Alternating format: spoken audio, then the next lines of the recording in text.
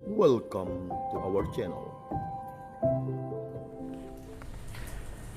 Bapak, Ibu, dan saudara-saudari yang dikasihi Tuhan, berjumpa lagi dalam Riak Sabda edisi Senin 8 Maret 2021.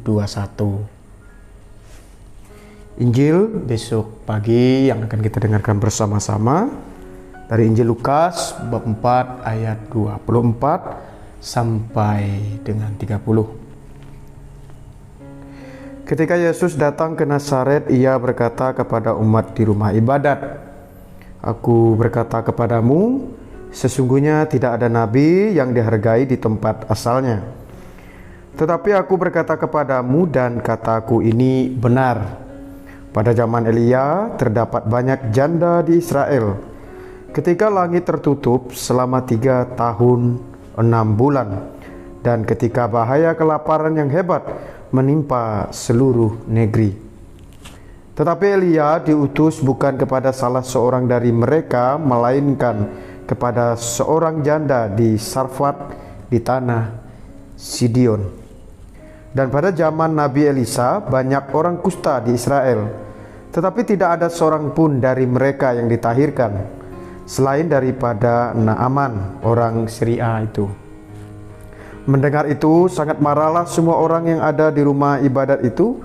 Mereka bingung, lalu menghalau Yesus keluar kota dan membawa dia ke tebing gunung, tempat kota itu terletak, untuk melemparkan dia dari tebing itu. Tetapi Yesus berjalan lewat dari tengah-tengah mereka, lalu pergi. Demikianlah Injil Tuhan. Bapak, Ibu, dan saudara-saudari yang dikasihi Tuhan, ketika saya membaca dan mendengar Injil Lukas ini, yang pertama adalah saya tergerak hati untuk mengatakan bahwa memang betul apa yang dikatakan oleh Yesus sendiri, bahwa tidak seorang pun nabi yang dihargai di tempat asalnya. Nah, bisa jadi dalam kehidupan penziarahan kita di dunia, entah itu Anda dan juga saya, kita mengalami bagaimana proses hidup ketika kita ingin mewartakan firman Tuhan, tetapi terjadi sesuatu yang tidak mengenakan kita. Sama halnya peristiwa itu yang terjadi, yang seperti Yesus alami sendiri. Yesus mengalami penolakan, dan itu terjadi ketika dia berkata-kata dan menyampaikan firman Tuhan itu sendiri. Banyak penolakan yang terjadi dari para pendengar. Jadi apapun yang disampaikan oleh Yesus itu tidak bisa diterima dengan baik oleh para pendengar pada saat itu. Dan bahkan dia dilemparkan dari tebing dan usir untuk pergi dari tempat itu. Bapak, Ibu, dan saudara-saudari yang terkasih, ada 2 pesan penting yang mau disampaikan melalui peristiwa penziarahan Yesus sendiri di dunia. Sebagai pribadi manusia itu sendiri, ia ingin menampilkan atau menggambarkan kepada kita bahwa pastilah akan ada banyak penolakan ketika kita ingin mewartakan firman Tuhan. Dan tentunya dengan apa yang Yesus alami ini mau dikenakan kepada kita adalah, yang pertama, ingin menyadarkan kepada semua saja agar tergerak hati untuk membuka diri, tidak menolak, dan maulah berusaha untuk menerima apapun yang mungkin didengarkan atau yang disampaikan oleh orang lain.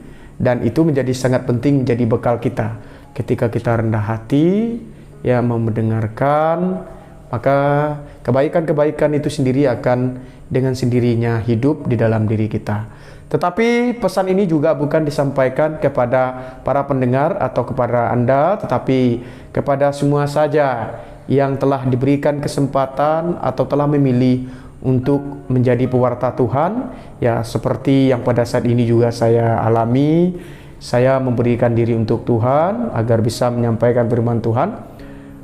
Bisa jadi dalam kehidupan saya pernah mengalami peristiwa penolakan, tetapi saya sadar bahwa perlu juga saya terbuka diri, ya tergerak hati juga, dan semakin sadar bahwa ternyata untuk menyampaikan firman Tuhan itu bukan sesuatu yang mudah.